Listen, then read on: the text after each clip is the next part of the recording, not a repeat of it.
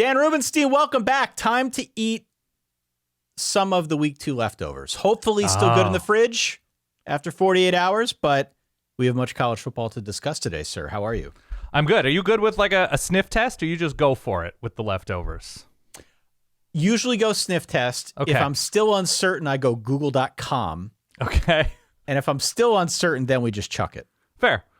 That's reasonable. Yeah, we hate food. We're anti-food waste here. I thought you were going to open up the show saying time to eat those words, because you could create a mixtape about everything I was wrong about going into week 2, and it would last a significant amount of time. Like, I think Georgia Tech's going to run all over Syracuse. I think Kentucky's going to comfortably beat South Carolina. Like, I was wrong about so many specific things.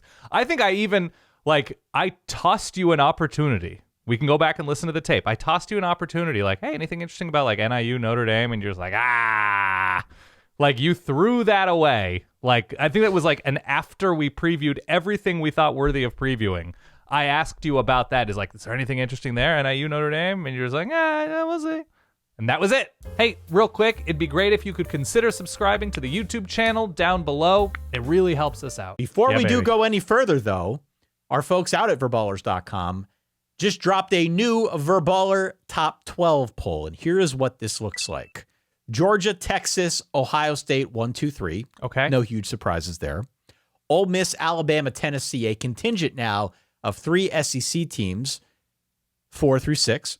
Yep. We've got Miami, Mizzou, and Penn State as the next 3, and then to round this thing out, USC, Oregon, and Utah. Notably, Notre Dame, Michigan no longer in the top 12. Not a huge surprise there, but a lot of shuffling otherwise. It's only week 2. A lot of shuffling as people change their mind about some of these teams based on what they saw in week 2, right? Penn State's one of those teams. Oregon, one of those teams. Maybe we can talk about that Oregon game a little bit more, since it went deep into the night and it concluded after we hit the stop button on our podcast recording. I will add that in the others receiving votes category, the 2 teams that would be the next in our Verballer Top 12. Central Connecticut State? Central Connecticut did win. No, they didn't just win, Ty.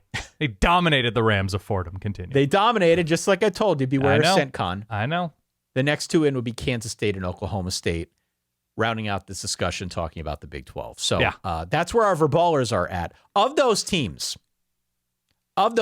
which do you find the most interesting, the most appealing, the most disappointing? Should we start with your Oregon Ducks, Dan? Is that where we want to start this conversation? Because I feel like that's where I want to go with it. Yeah, I just watched the Notre Dame NIU game, so I guess Notre Dame not being in that top 12 means I can't answer Notre Dame.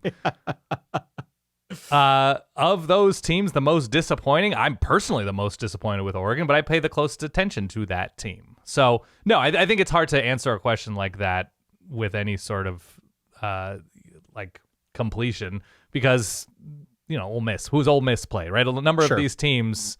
Who's Mizzou played? Miami's got the nice win over Florida, but it's a lot of incomplete performances. Obviously, Georgia's win over Clemson looks a lot better. Texas's win over Michigan, whatever you think of Michigan's, ceiling this season, to go there and at least do what they did to that defense, it's crazy impressive. So it's just such a mixed bag because of a 2-game sample size. Yes, of those teams in there, given what seemed to be the universal expectation, it's probably Oregon, struggling with an FCS team in Idaho to separate until late, and then beating Boise State, who we think will be a pretty good team, but not built like Oregon, not, invested in like the powers that be at Oregon have invested in this Oregon roster, and with how the Ducks looked on offense specifically. Because I think on defense, Ashton Genty got his, those were completely understandable. He's just a different kind of guy. And he got, I think, 192 is what he finished with. But it was a couple of really long runs. And for the most part, Oregon did an okay job, as good a job as you can do. And then they just completely flattened Boise in their passing attack. So Oregon, relative to their schedule and performance against, I would say probably that's my answer. One question that's been bouncing around in my mind, especially after the Notre Dame game, and now recently after the Oregon win, 37-34, they needed a field goal at the gun to get that win. Yes. The entire conversation around Oregon this offseason was how they were loading up from a talent standpoint. Yep. They have not looked good on offense, especially along the line.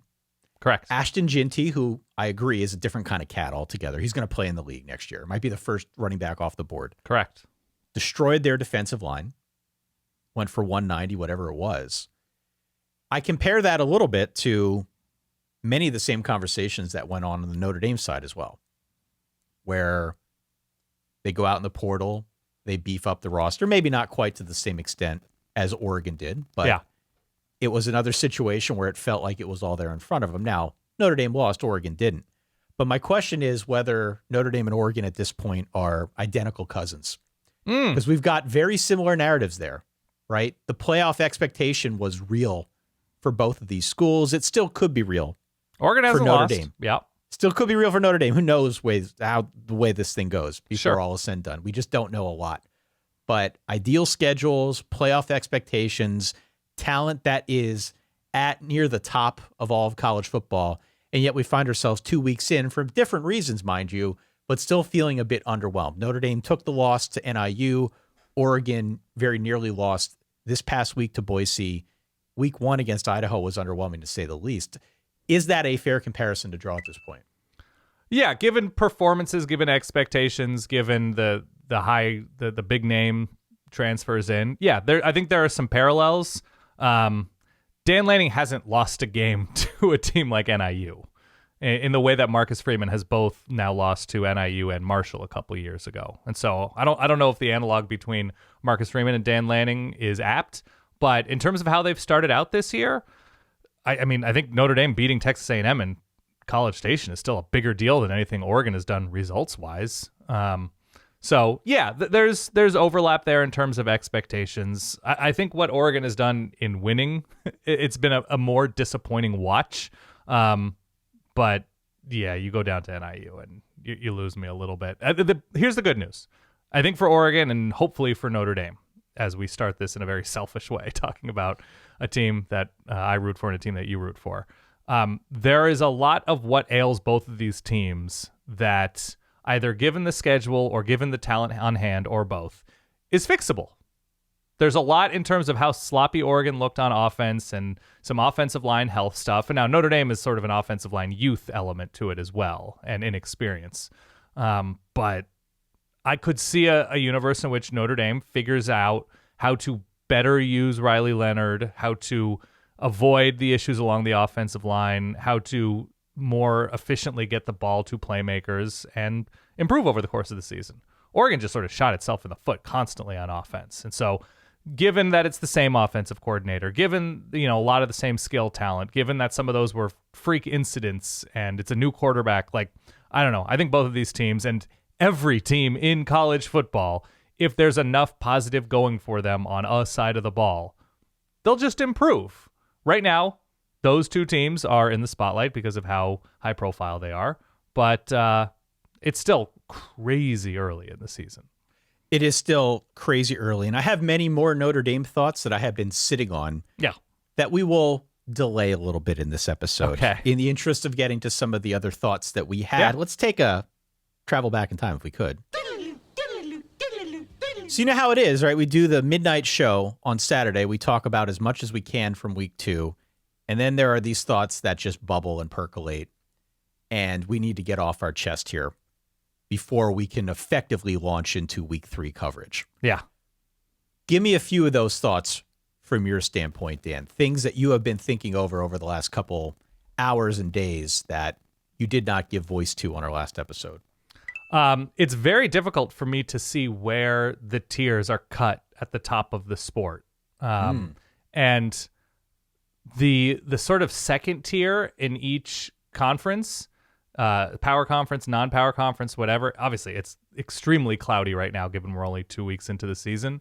But how teams like Auburn and LSU and Kentucky and South Carolina, in a good way and bad way, whatever, that you're just like, it's so crazy cloudy because I think if we start in the SEC, right, that our belief is that it's Alabama, Georgia, Ole Miss, and what? I would put Tennessee in there. Oh, Tennessee, excuse me. Tennessee's absolutely in there, right? I think Tennessee's got to be in there. Tennessee, Alabama, Georgia, Ole Miss. Texas, Dan. Don't forget they're now in the SEC. This is such a huge conference. Texas, Tennessee, Alabama, Georgia, Ole Miss have started out leaving very little questions. Maybe the first 2.5 quarters of the Alabama USF game notwithstanding, when they made the offensive line change. But of those teams that go the rest of the way, you're just like, Mississippi State, year one, disappointment thus far with how they performed against Arizona State. LSU with how they were in week one. We'll wait and see on Texas A&M. Kentucky fell off a cliff. South Carolina started off poorly. Vandy, we hope, shows a little bit more fight, but I think it's a long road forward, long road ahead for a team like Vandy. Who am I forgetting right now? Arkansas showed good fight, right, against Oklahoma State. I like Arkansas. I do. I like Arkansas. I think they're going to be a thorn in the side of most SEC opponents. It's a tough schedule. I don't know if I'm going to revise my projections upward on the Arkansas front, but I thought they looked good on offense. They're mistake prone at quarterback. Taylor Green's got a ton of potential. Yeah. If they can kind of shore some of that stuff up, they're going to be a tough out. I have even less of an idea about the Big 12 with Kansas State struggles. Oh, man. Dan, I thought about the Big 12 more than any other conference. Okay. Since the conclusion of week 2. I am officially at this point upgrading my position on West Virginia and Iowa State. Because I think given the nature of what's going on elsewhere in the conference, both of those teams are bona fide contenders. They really are. Originally, I had Iowa State in my next tier down, and I had West Virginia one tier below them in that grouping of teams you recall that I called the spicy chicken sandwich. Yes. But the Thursday and Friday games this week are good. Are going to give us a good tell on where K-State's at, where Arizona's at, even where Kansas is at. The Saturday night game between UCF and TCU is another really interesting data point that I think can help us suss out maybe revised tiers when we do this show a week from now.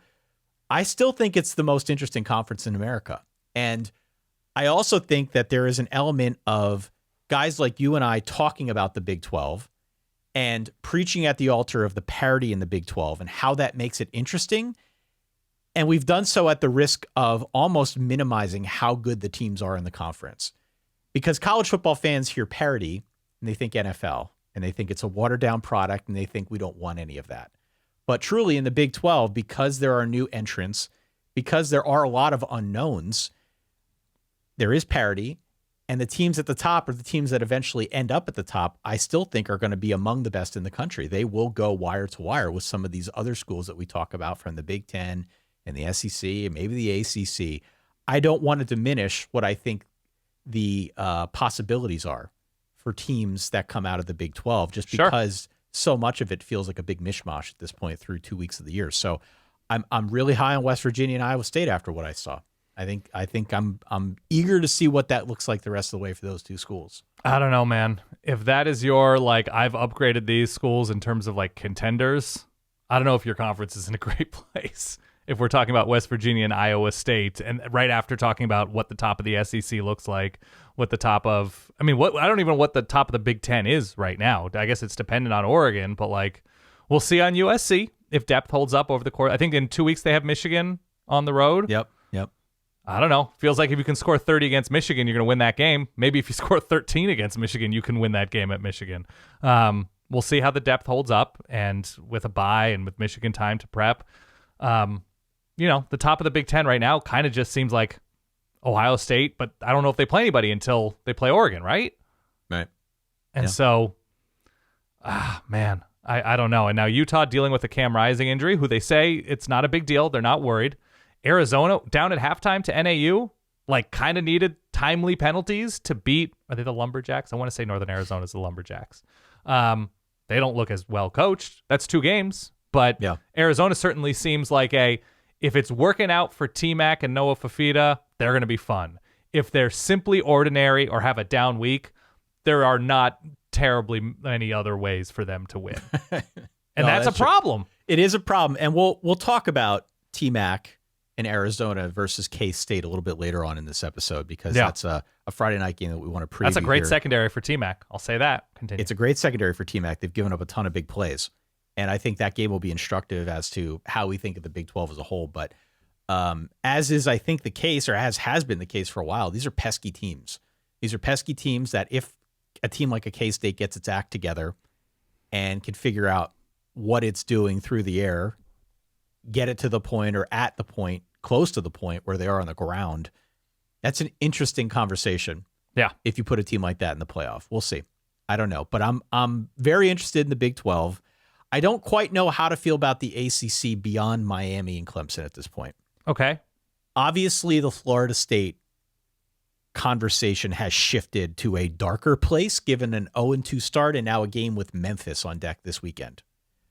But I do think the talk of Clemson's demise may have been exaggerated, grossly so, after what we saw against Georgia. And you brought it up. It's not a unique scenario to get throttled by Georgia. No. It's not even a scarlet letter, right? A lot of teams have been in that position. You don't want to be in that position, mind you, especially if you're a proud school like Clemson. But that doesn't make Clemson unique, and it doesn't mean it's the end of anything. Clemson won 66-20 over App State. I think it's a good App State team. I have said since the very beginning of our preview season, since the very beginning of this season, App State's a good football team. But Clemson destroyed them. Yep. Destroyed them. 712 total yards. They held Joey Aguiar to 18 of 41 passing. This is a good App State offense. They did nothing. They embarrassed App State in this game. So you look at Clemson's schedule, suddenly they're on bye this week, but they've got a game against NC State in week 4. Took some hits this weekend. Took some hits, yeah. They've got the Florida State game in week 6, and then for the most part, it's kind of a glide path to the ACC title game. Sure. Got Louisville at home a little bit later on in the year. Maybe that could be. Do they have Syracuse? Bit of a struggle. You and Syracuse. I picked against Syracuse, and I feel terrible about it. Do they have the Franimal on the schedule? Yes or no?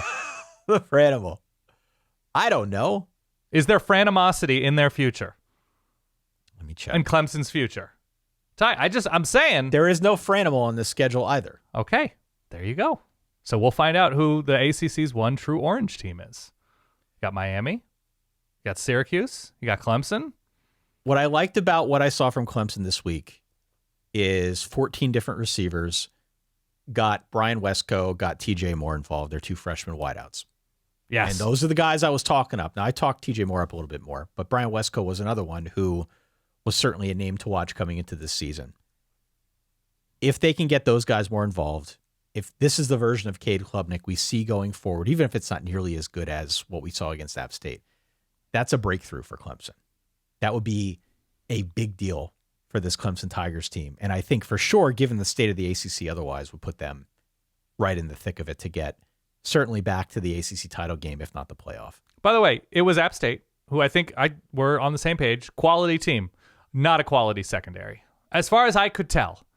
And the Cade Klubnik experience was so overwhelmingly positive to me because whoever they're playing, it doesn't matter. He looked more confident than normal. He went into that game with like enough of this BS look on his face. Yeah. Went downfield constantly. This wasn't throwing a bunch of screens and having an ETN brother run for 81 yards. Which, by the way, that was the problem last year, right? That was the problem last year. It was a lot of pickleball, a lot of stuff close to the line of scrimmage. But you're right. This was them very much being intentional about trying to go down the field. It was what? Jake Brenningstool had a long one early on a broken tackle at the sideline, but that was downfield. So, whoever is responsible for this game plan, whether it's Dabo's voice, whether it's Riley's voice, the offensive coordinator, whoever it is, Cade Klubnik came out kind of with his hair on fire, which is great to see. I was a big fan of what Clemson did, for sure. Long Phil Maffa run. It was really good. Really good. What else you got for me from week 2? Well, I mentioned the Arizona thing. I watched for the first time the USC game because that was also happening later at night. You see the power outage? I didn't see the power outage. When did that happen? The lights were off for a good chunk of like the third quarter. No. The game was over by halftime, but yeah. Yeah. USC tackled. USC, and that's all. They were winning these types of games 56-27 before, 56-24. They shut a team out, a Utah State team that's going to struggle this year. But we'll see. Miller Moss didn't go downfield a ton, but they didn't need to. This was, to me, an interesting one because of, I think it's Quentin Joyner and Woody Marks at running back. that they were running well. The offensive line was blocking well. It's Utah State. I don't have a strong opinion, but USC behaved on both sides of the ball like they should have behaved against a down on their luck Mountain West team, which was nice to see. Speaking of the Mountain West. Yeah. I've got Colorado State as my bellwether of the week. I just made up that bit. I hope you love like it. Great by me. So look, we will talk more about this game as we go through our week 3 preview episode a little bit later on in the week, but Colorado State hosts Colorado. The Rams are borderline bowl team, I'd say. Projected to lose, if you factor in some of the advanced numbers, by 21 to Oregon State, by 6 to Air Force, by 14 to Fresno. Yeah. We're recording this on Monday afternoon. Colorado's only favored by a touchdown. If the Buffaloes do not win this one, I think there's a chance it gets real ugly in Boulder. And I hate to be Debbie Downer about this whole thing because it's been a ride with Dion. Mm-hmm. And it's been fun to chart and fun to follow. At some points, it's gotten a little long in the tooth. I think we're guilty of that. But as it stands right now, beyond this Colorado State game, our friend Bill Connolly from ESPN, who does the SP Plus, does a great job with all that he does and has done for many years now. He's got Colorado projected to lose its next 9 games, and most of those, Dan, by double digits. Is Colorado State supposed to be all that good this year? No, and that's kind of the point. That's kind of the point. All right, they're borderline bowl team. You would think, based on some of those other numbers that I threw out, that Colorado would be a bigger favorite. Yeah. Going into this game, but they're not. And I think that says something. If you've watched Colorado at all through 2 weeks, they absolutely cannot run the football. They're kind of not even trying. They cannot stop the pass. That's not anything new from last year. They just can't. They cannot do it. They are near the bottom. If you look at our spreadsheets, it's deep red on both sides of that. Not good. And then in terms of culture, you continually have these weird cultural things that pop up. Vibes are not great. The latest one now was this report out of Denver. I think it was a Denver radio station. My apologies for not giving proper attribution. But there's this report that Dion's not letting the band play the Colorado fight song after a touchdown because instead they need to play Shador's rap song. Sure. Little things like this that build up. If suddenly the worm turns and the optimism is not there the way it was a year ago, this is how things turn acrimonious in a hurry. And if, in fact, Colorado has the remainder of a season the way that Bill's projecting, I just don't know which way this thing goes. I think all kinds of weirdness are on the table, and I'm not rooting for it, but this is a close game a year ago, Dan. This is an overtime game a year ago. I'm just saying, bellwether of the week is this Colorado State game. A lot could change from this point forward. Yeah, I mean, I also wonder that, like, we're overreacting in week 2, and it just, to me, we do this a lot where the vibes seem bad for a lot of different teams a couple weeks into the season. And I include everybody. I include the worst vibes all the way to the best vibes, right? I don't know who has the worst, like, power conference vibes right now, if it's Florida State, perhaps. But there's time. There are bye weeks. There are adjustments. There are scheme shifts. There are powwows. There are players-only meetings. There are fired coordinators, right? A lot happens over the course of these, like, 3 or 4 short months.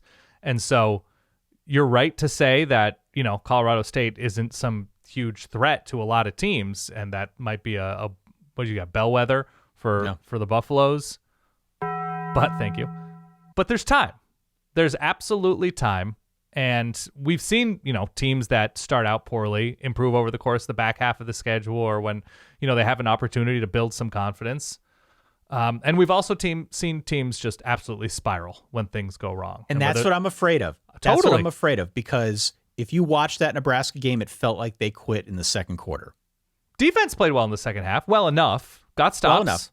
And Dion, right? Dion mentioned that at halftime. He actually thought that the defense played fairly well.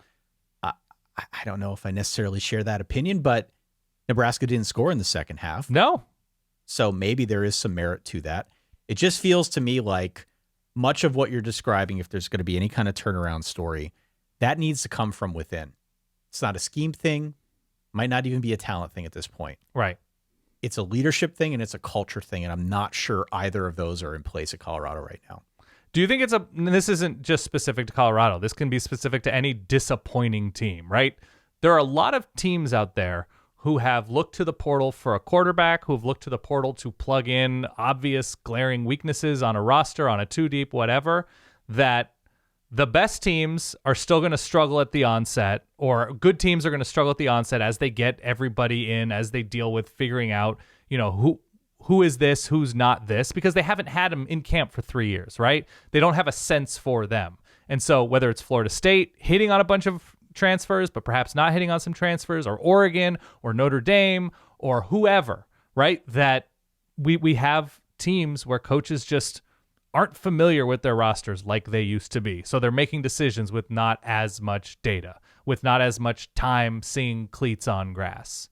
And so I wonder if, Notre Dame is going to look completely different, or Florida State will look completely different. And maybe it's a quarterback change, right? Or Florida will look completely different with DJ Lagway, or Oregon will look different with Dylan Gabriel come mid-October, or any of these teams that, we're seeing a lot of teams that have had quarterbacks in systems for a while. This isn't a new thing within college football, but it's new when we have this much movement that, yeah, of course, Ole Miss is going to look strong early because Jackson Dart's been there forever now, right? That he's had the experience there, and that there are just going to be certain teams that aren't the full butterfly, are still in the chrysalis heading into September, October, and coaches are just trying to figure out what they do and don't have on the fly. And so Colorado certainly fits that, as they've tried to improve the offensive line for 2 years now to very little avail.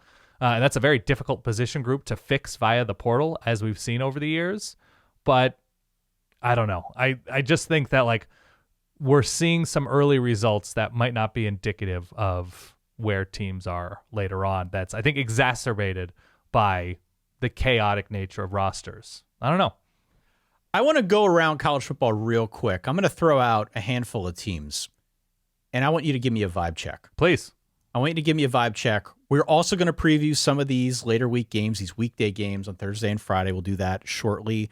I also do have some more Notre Dame thoughts to get off my chest, as well as kind of a bigger look ahead at what is to come here in week 3. Okay.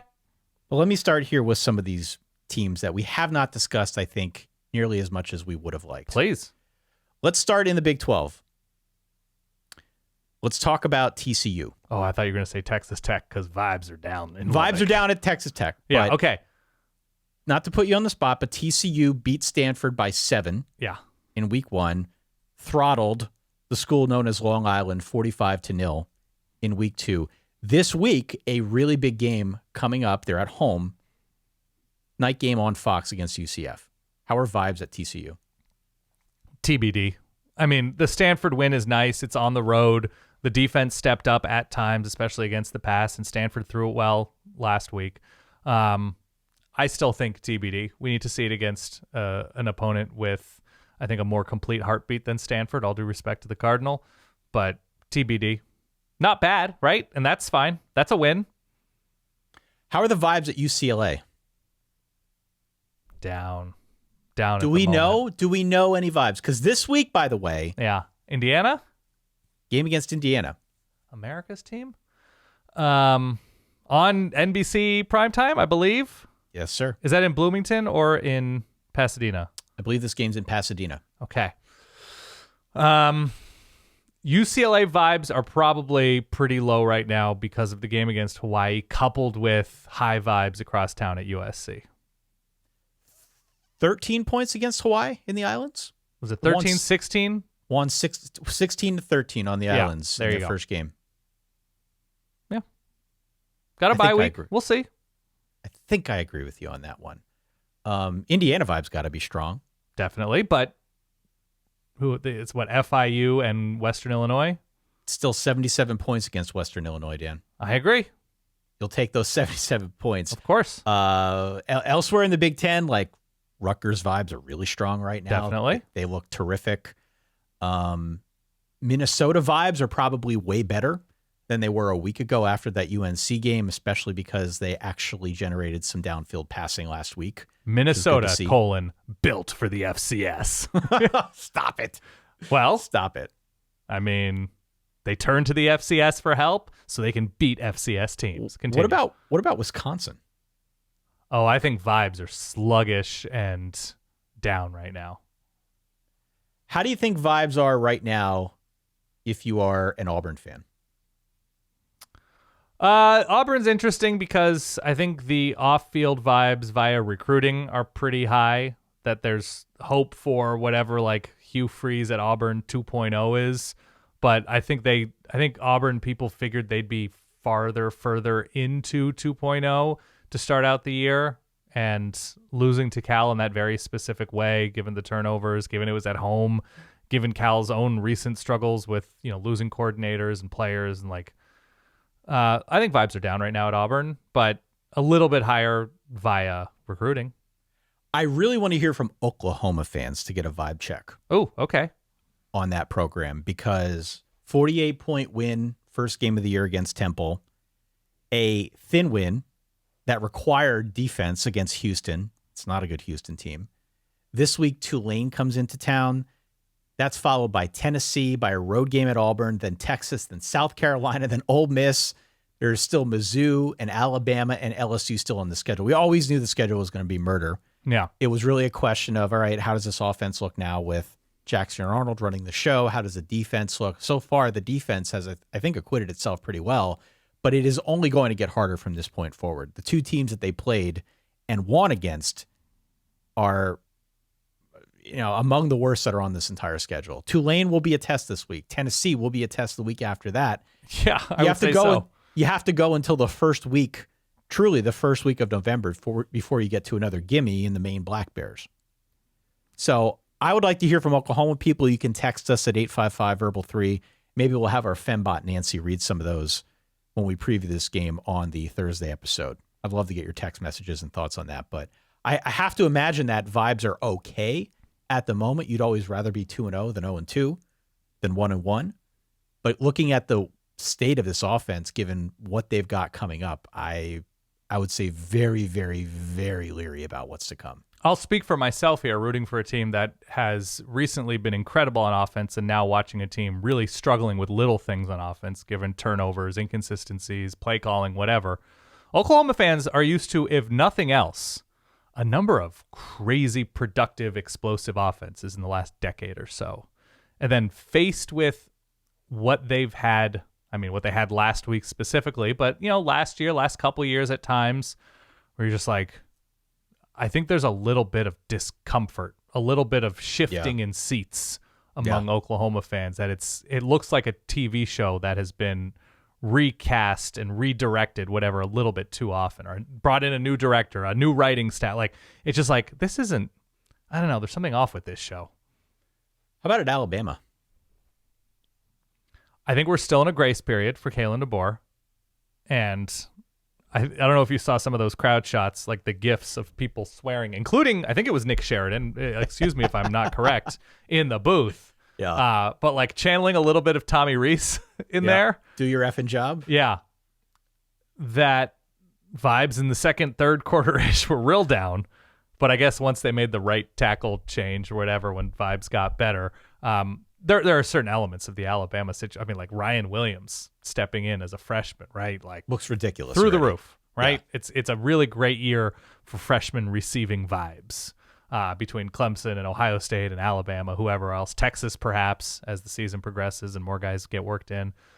I think shoulders are a little bit more relaxed than they might have been at halftime. I think that's fair to say. Yeah. Vibes at Notre Dame.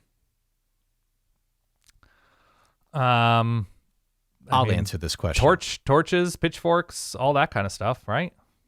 It's been a while since Notre Dame had these kind of vibes. It's been a while. And we are getting to the point now where it's like the natives are growing restless. It is yet another situation where Notre Dame played down to an opponent.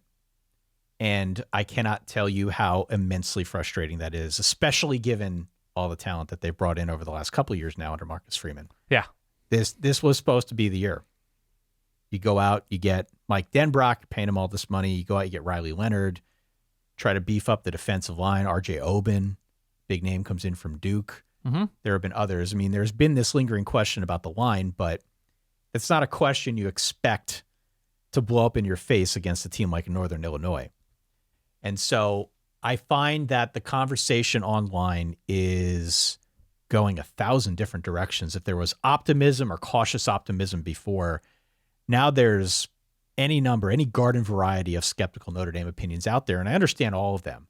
I have been reading as much opinion about what went wrong as I can find. And all you need to do is watch the game to realize they got roasted on both lines, especially on the offensive line. It was just, Riley Leonard had no protection on his backside at all.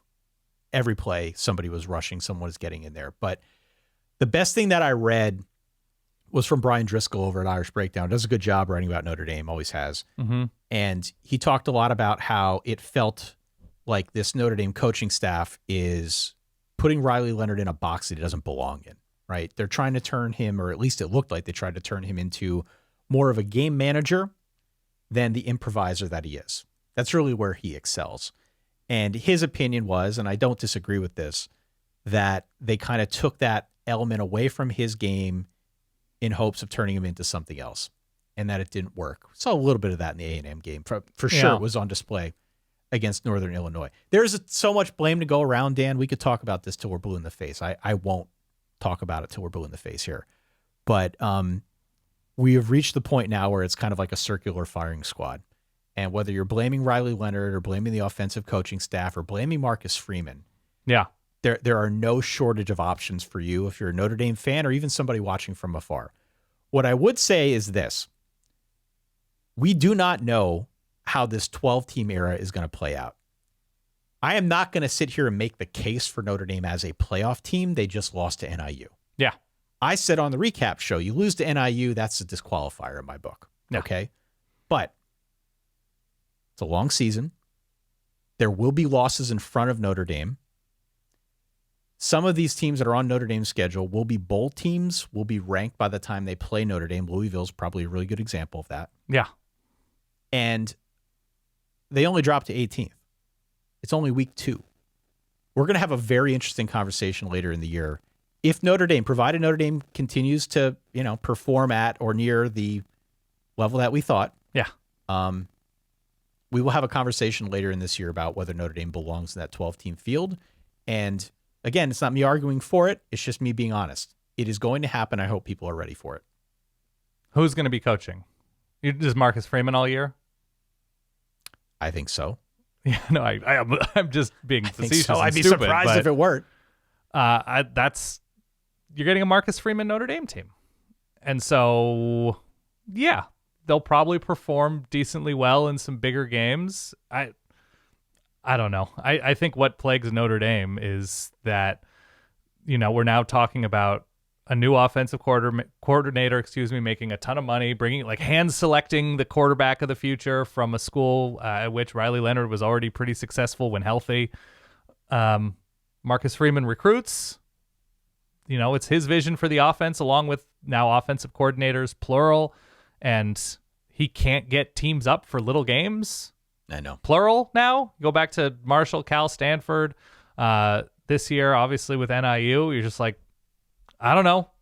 I just kind of think we are seeing Marcus Freeman's Notre Dame at this point. It's his roster. It is his roster. roster. His choices for, the big portal additions. Yeah. He can't seem to motivate them enough or figure out how to build an offensive game plan with his coordinator to score. How many did they scored 14 points against NIU? 14 points, yeah. I don't know, man. It just seems like, hey, if Notre Dame has a running back that they can count on to make big plays all of the time, they're going to win a bunch of games. But if Jeremiah Love isn't Audric Estime, then they won't. I don't know, man. This is when you see the knives come out, and I've seen it come out. My oldest man, crotchiest take is that, and it's not the reason they lost, but I've been seeing a lot in the build up to this season about how all these teams got to come to Notre Dame Stadium and play, right? Only two true road games, and Notre Dame Stadium is such a tough place to play. Isn't it about time that we reheat an old take of mine that I think I talked about back in 2010? I don't think Notre Dame Stadium is that tough of a place to play. It's not a hornet's nest. It's not the hornet's nest that Notre Dame fans believe it to be. It's a cathedral for college football. It's a landmark. You should visit it once. Sure. But if NIU can go into Notre Dame Stadium and win, there's a pretty good chance it's just not that imposing. I went to Penn State for 4 years. By comparison, Notre Dame Stadium's amateur hour. And it's just about time that we start treating it for what it is. These teams are coming in and winning these games. It's not as hostile an environment as I think Notre Dame fans would like you to believe. It just isn't. Sure. That's my take for whatever it's worth. By the way, sidebar, whoever's mixing the audio during these Notre Dame games and pumping up those chimes and xylophone sounds, let's bring them down back into the mix just a little bit. Don't get me started on the NBC broadcast. That's its own podcast altogether. I could do a podcast a week talking about the way they cover this team, the way NBC covers college football as a whole. Okay. The Peacock broadcast of the Oregon Boise State game was not good. It was no just disrespect not to good friends of ours who work for that network. Yeah, of course. I have no beef with them, but I have thoughts on how NBC has treated college football. I'm just saying, I heard the Mortal Kombat theme via xylophone chimes at like -3 dBs on the mix, Ty. It was up there. All right, let's pick some games here. More xylo. Dan, time, help. I need picks of the week. We got 3 interesting games on Thursday and Friday featuring Big 12 teams. Yes. And I wanted to make sure that we covered them on this episode because by the time Thursday rolls around, we don't want to bury them at the end, and then it's already stale by the time you listen. So let's just do it now. The Thursday game that I have particular interest in is at 7:30 Eastern on ESPN. It's between Arizona State and Texas State. My guys, the Bobcats of Texas State. It's true. Arizona State favored by 1.5 points here. So this should be a pretty good football game, Dan. Cam Scattaboo, star. This should be a pretty good football game.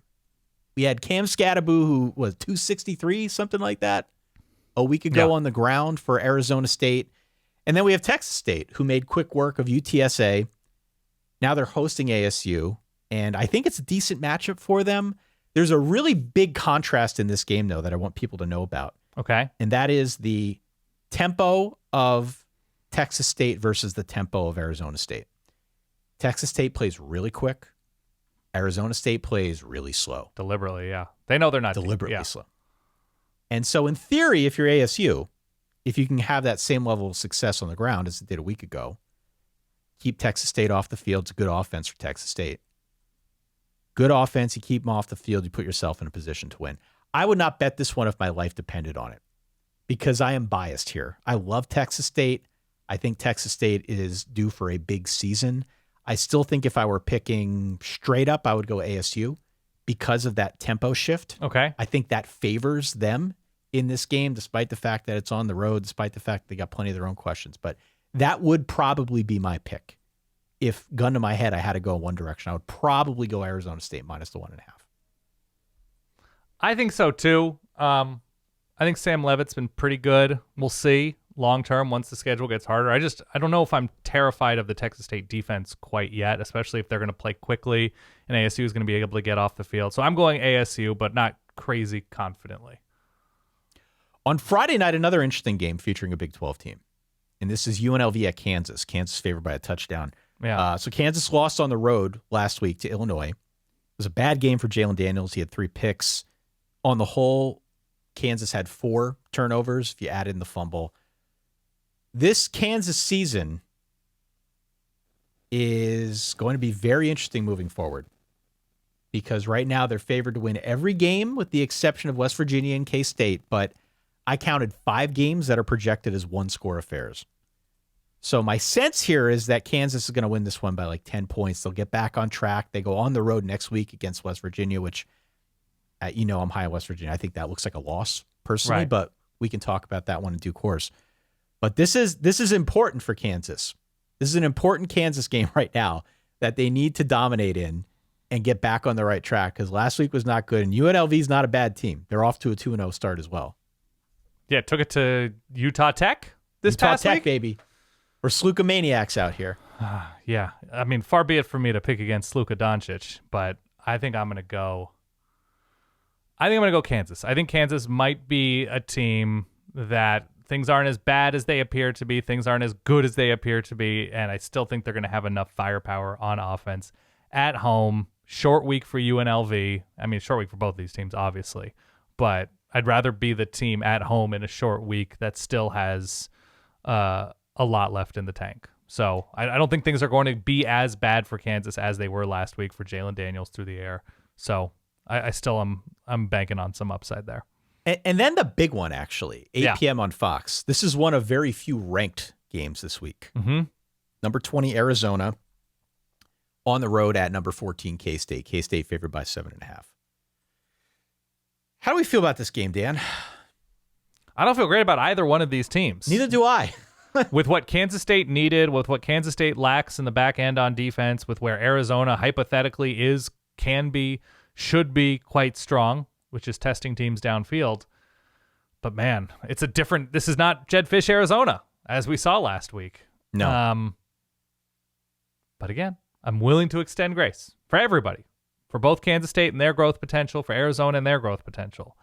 So I think I'm going to go with Arizona here. I think when I'm in a toss-up situation, I'd rather have Noah Fifita with the game on the line right now than Avery Johnson. I still think there are guys on both sides of the ball for Arizona, just like I think there are for Kansas State. But right now, with Kansas State's struggles both weeks to get something going on offense and dealing with stuff in the back end, I think I'm going Arizona by a hair. Even on the road, even in Manhattan, even difficult place to play, I think I have Arizona here. That would be something. Yeah. I talked about Avery Johnson after week 1 for K-State. Yeah. Could have lost last week against Tulane. I do think, to your point from earlier, Arizona has a nice day through the air. Yeah. Because this is a K-State secondary that, you can look at the numbers, it's been incredibly leaky thus far. They're like bottom of Power 4 in terms of explosive passing plays allowed. That, to me, could be the X factor in this game. And you've got a team in Arizona with Noah Fifita and T-Mac that know how to work the ball down the field. That hasn't gone away, even though it's a new coach. Mm-hmm. They're still doing that, and I think that could be a real issue for K-State. There are 2 under-the-radar stats, though, that I wanted to call out. Please. And I think these are the big-time red flags for me and why I'm going to go K-State. The first is Arizona, through 2 weeks, it's early, but near the bottom of college football in penalty yardage. And that may not be a big deal against Northern Arizona, but against a team like a K-State that's always really well coached and usually pretty disciplined, that will come back to bite you against a team like a K-State. Agree. It always does. That is part of K-State's game plan. Yeah. Force you to make mistakes and then take advantage of it. I don't like that. The other thing I don't like is, this is a deep cut, mind you, Arizona is near the bottom in yards allowed before contact. Dwayne Akina defense not coming through. Before contact. That's a problem against a K-State team that has been super explosive on the ground. True. That has been their calling card so far. So putting a offense like K-State against a defense like Arizona that is just letting you basically get up to full speed is a problem. That's why I like K-State here. Okay. I think that is the difference. Add in the discipline that I mentioned a minute ago.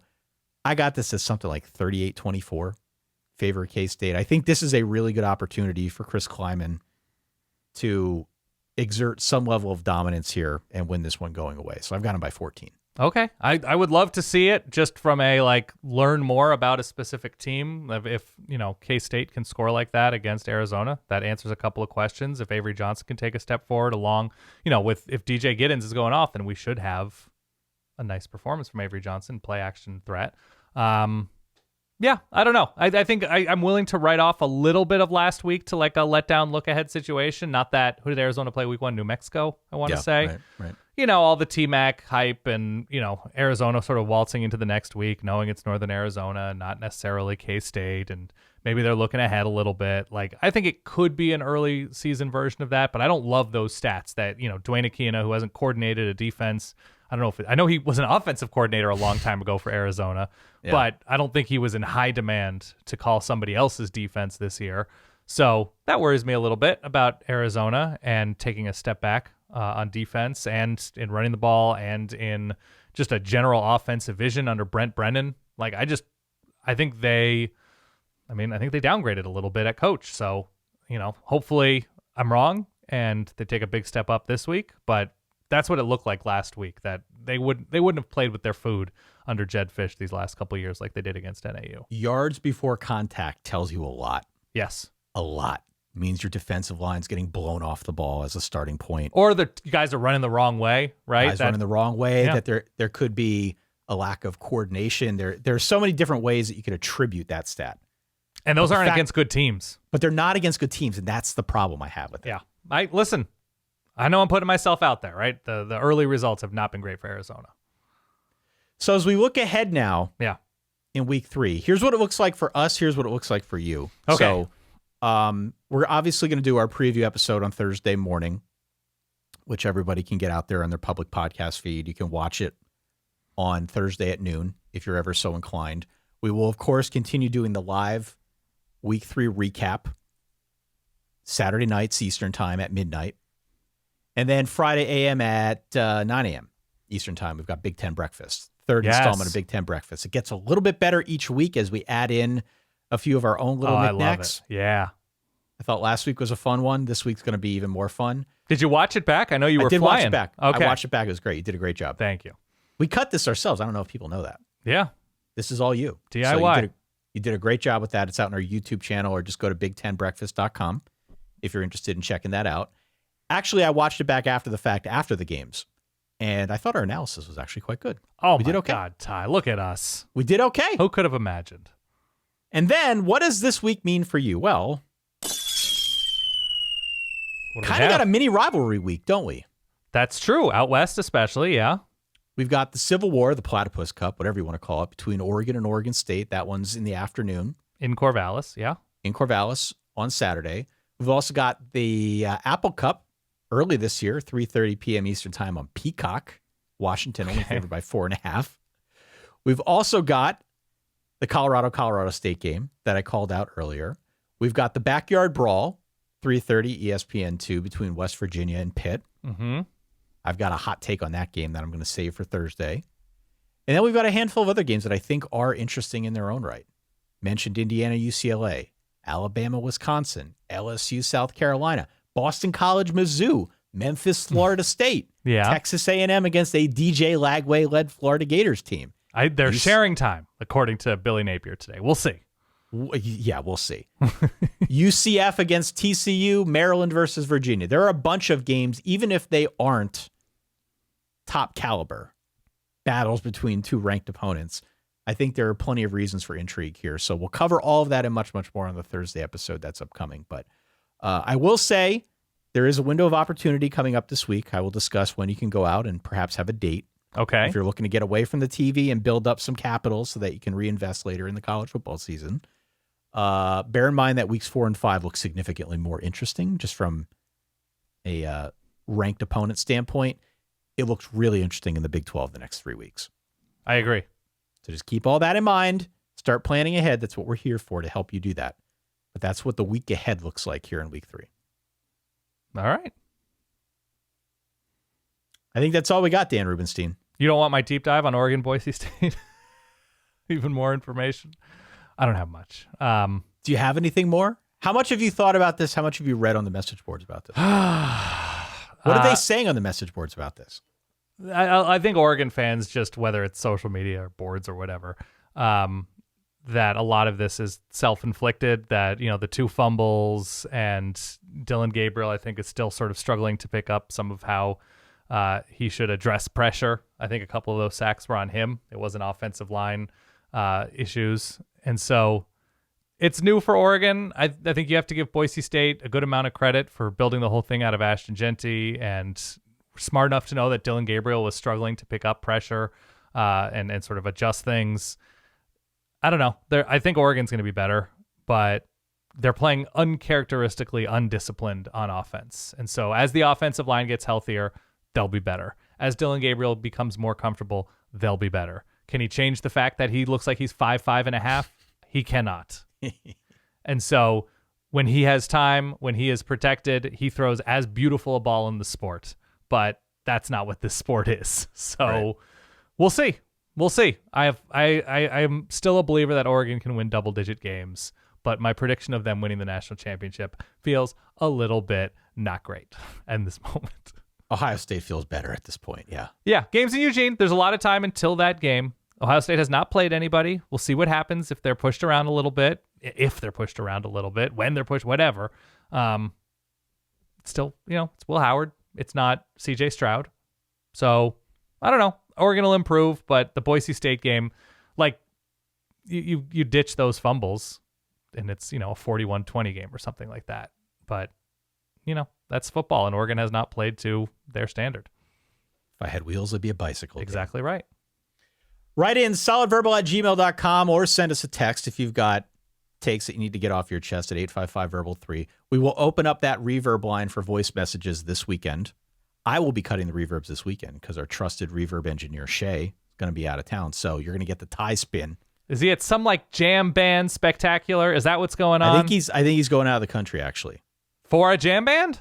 I don't believe for a jam band. I don't think that is the reason for it. You will get the ties, the old school vintage version of the reverbs that we used to do back in the day. You're going to get this weekend. Okay. As I do them and cut them panicked, trying to make sure that I am staying up to date with all things college football throughout the day on Saturday. So you got that to look forward to at 855-VERBAL-3 if you want to give us a call. Please make sure you follow along on social media as well, where we're always posting stuff here and there and videos and clips, you name it. Yeah. We've been very active this summer. We started that process, and we're continuing it now as the season has got here finally, which is a lot of fun. And last but not least, it's forballers.com.